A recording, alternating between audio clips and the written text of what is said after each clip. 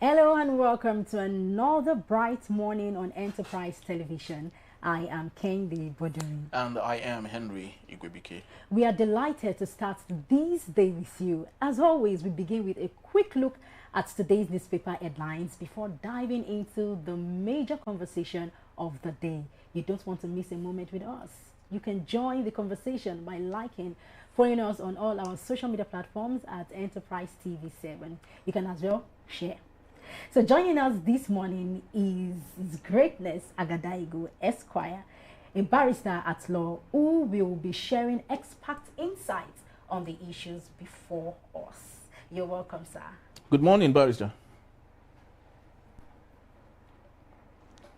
Yes. Thank you so very much for the time.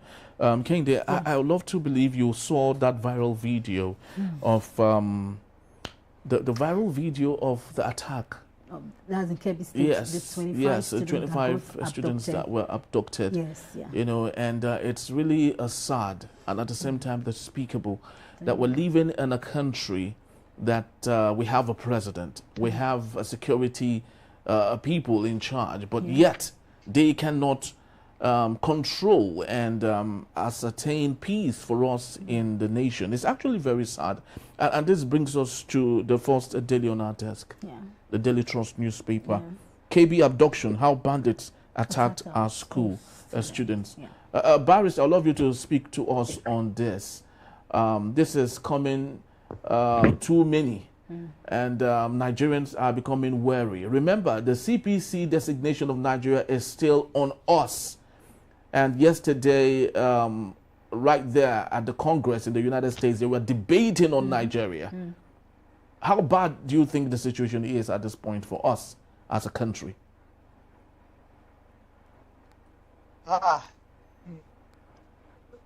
don't know whether you can hear me or can you hear me? We can hear you very well. Can you hear me? Yes, we can hear you. Can you Yes, hear me? yes, we can hear you. Yes. Okay. I think back on quick. Very despicable.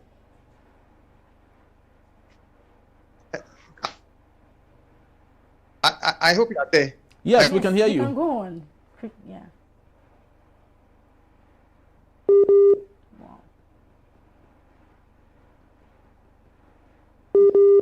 Are you still there, barrister? We just hope you join. I said the situation is very bad. Okay. Hello? Yes, we can hear you, barrister. I said the situation is very bad. Okay. It is very heartbreaking and very despicable. And I will just start by extending my comfort, families of the adopted students, family members. I want to tell them not to lose hope, not to wallow in despair,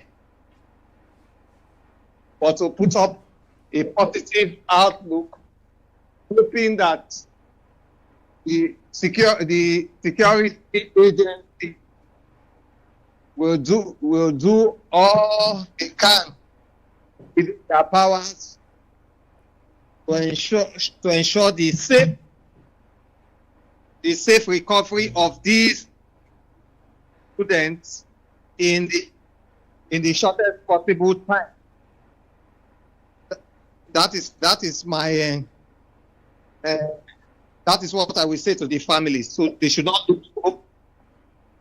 They should be positive and believe that they will come back home safe and sound.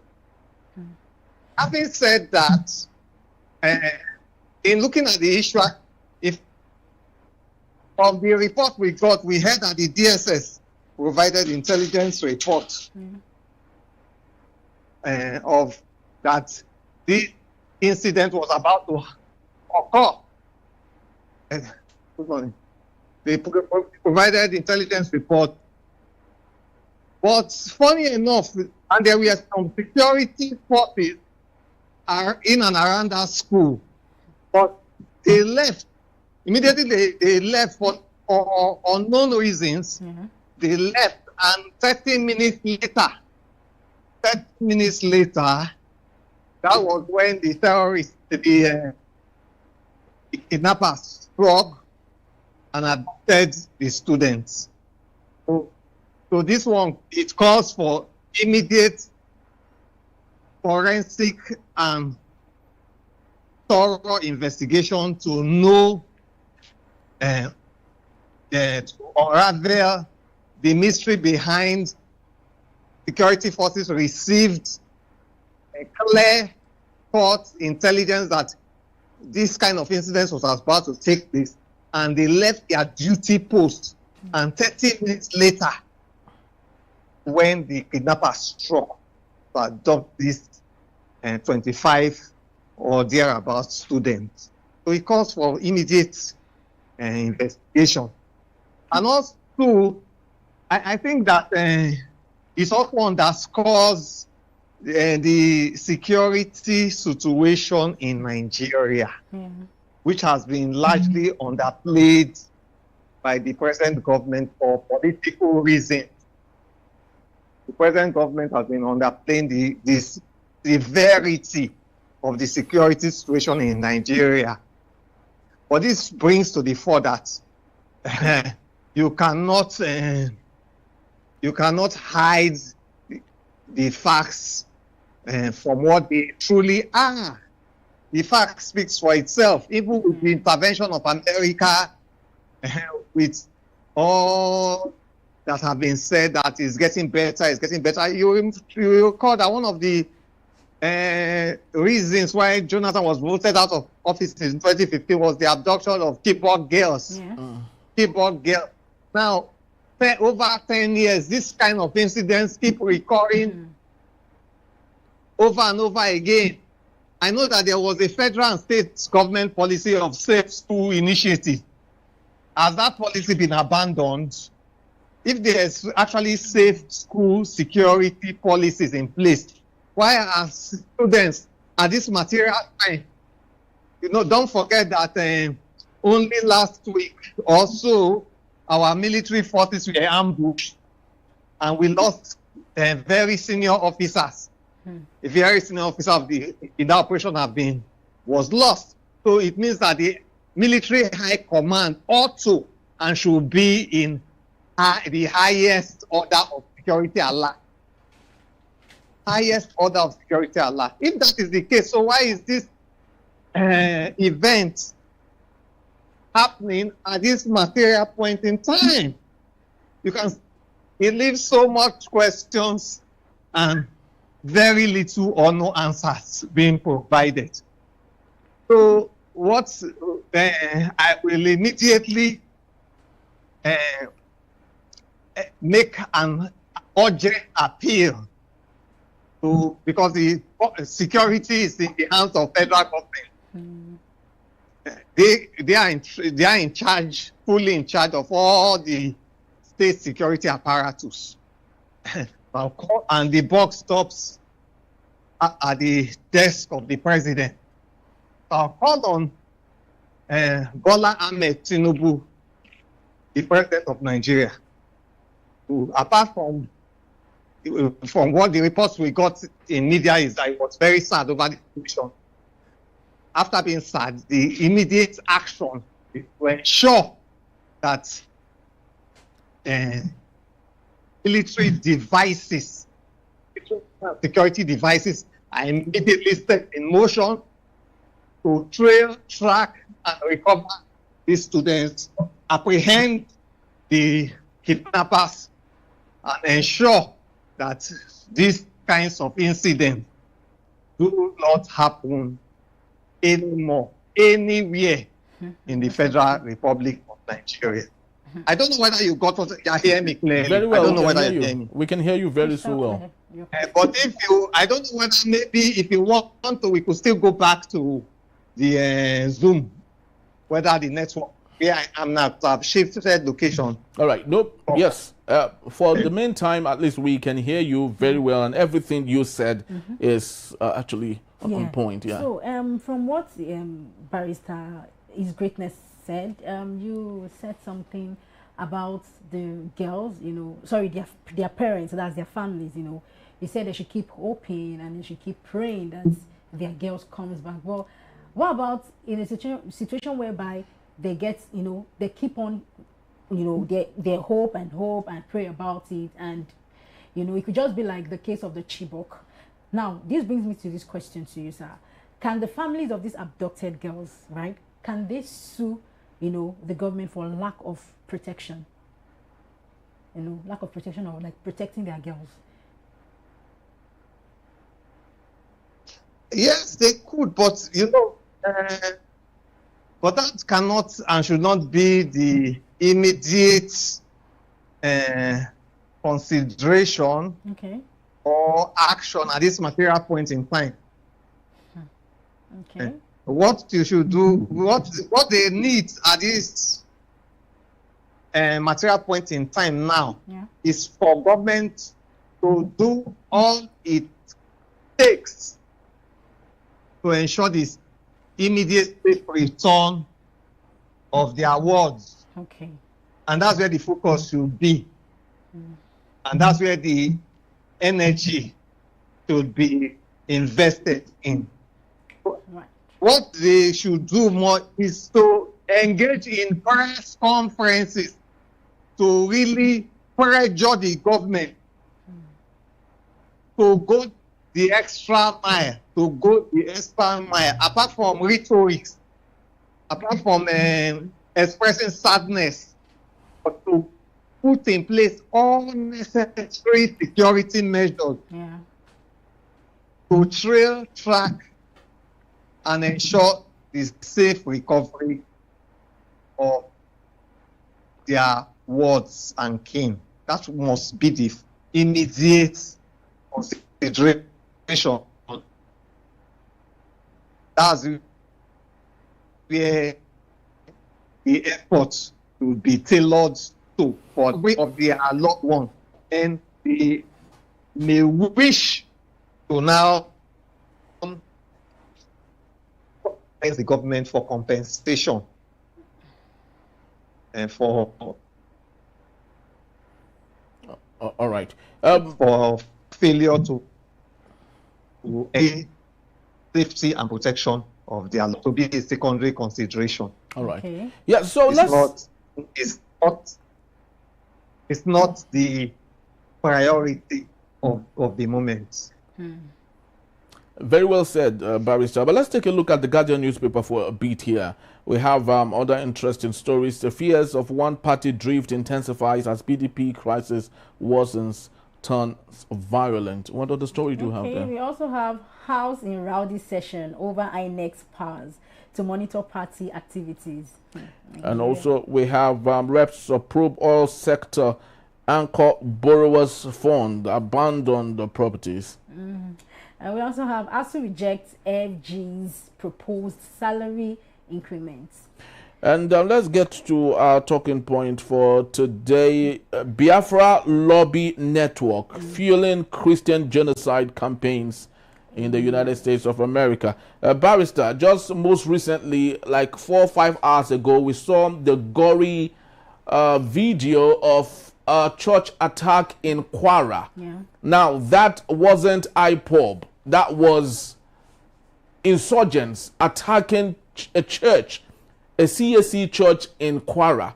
You saw the old woman that was just about to escape. We learned that 3 people were killed, and many churchgoers were abducted. Now, that is not IPOB, right? Speak to me on this propaganda measure and tool of this administration under President Bola Ahmed Tinubu, using propaganda to solve problems rather than getting dirty and solving the main problem in the room. Speak to me on this, really.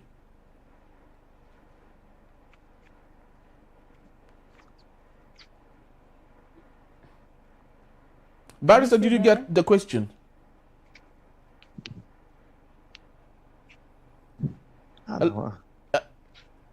Hello, Barrister, are you still there? I'm here, but I didn't hear. I've not gotten the question you're asking me. I didn't get it.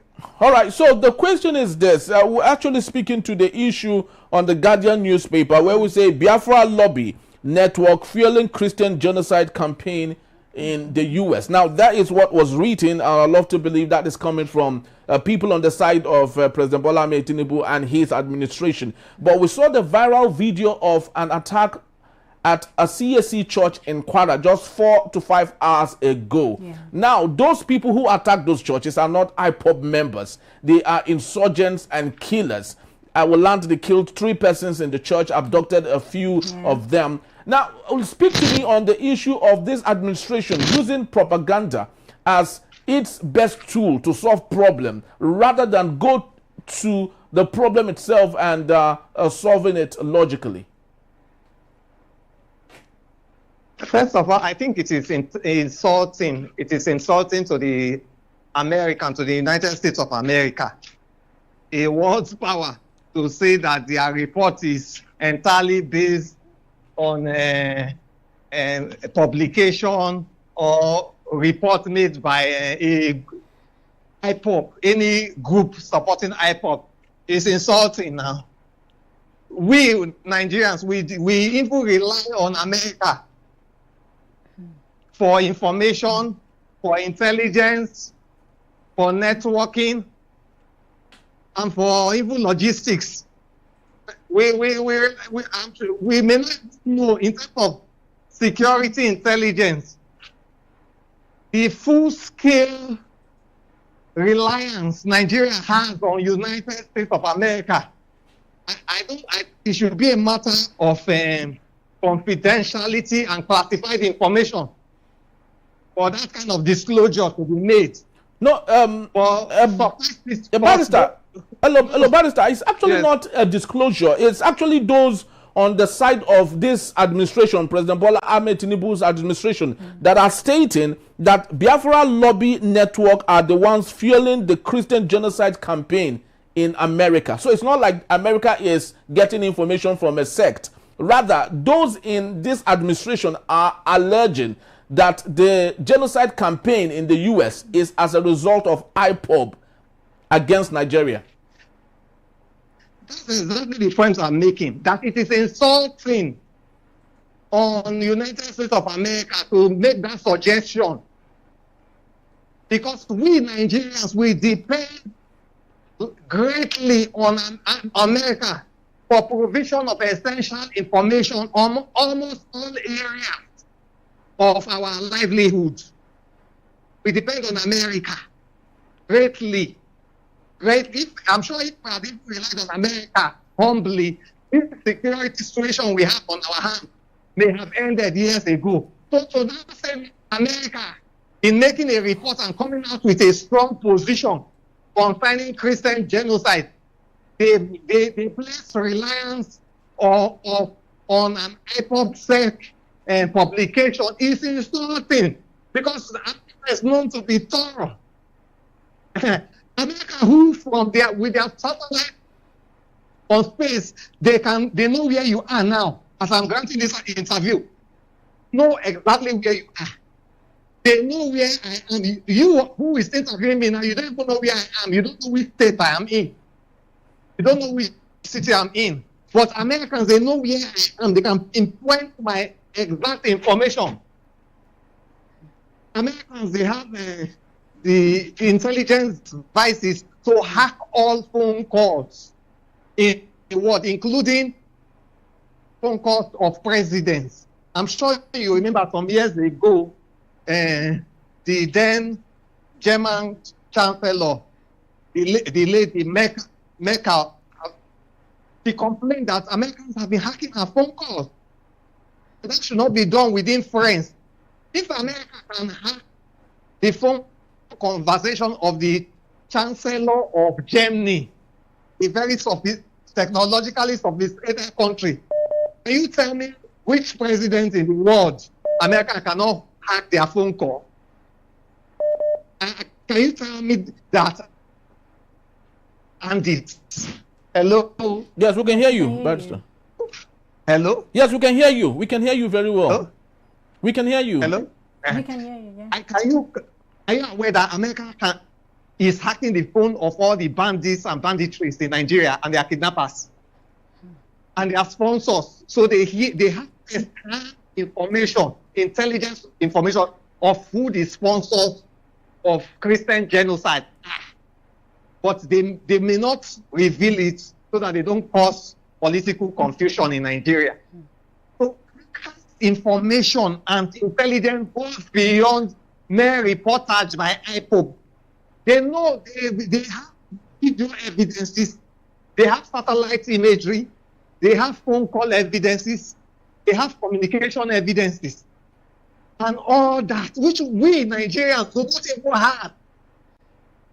They know all the networks of all this our, and that's why when Trump is coming to Nigeria to destroy the terrorist network, he knows who they are and where they are. He can see them, but they cannot see him. So it was a joke.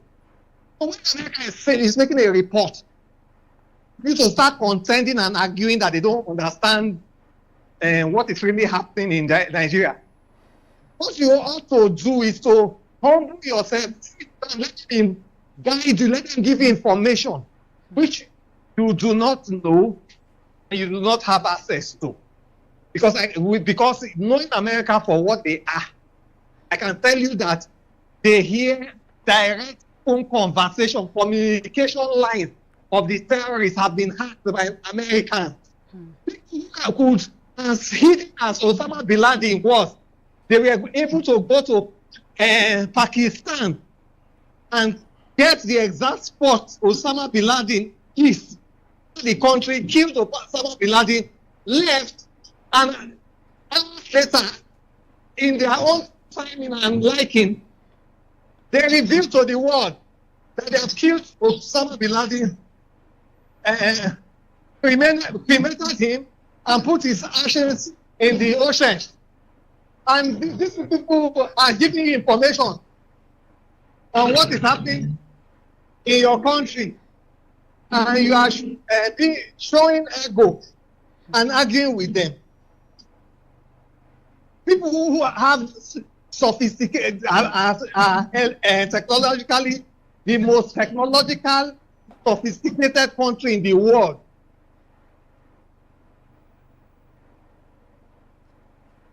People hear every phone call.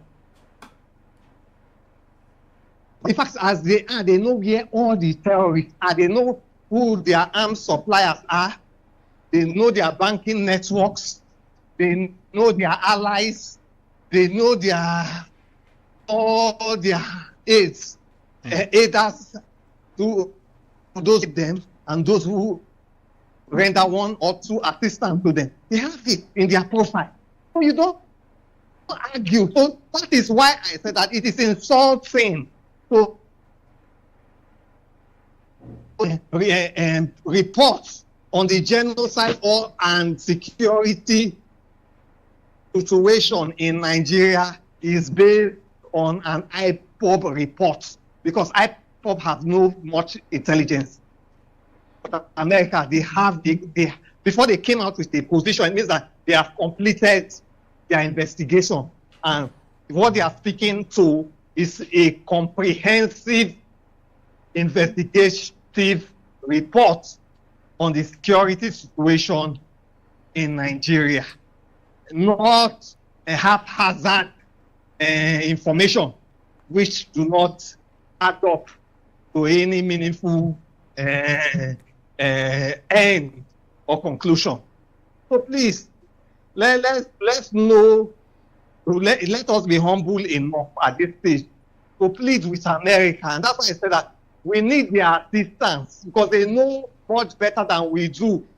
Stop assuming that America, they are being misinformed about Christian genocide. They understand what they are not English.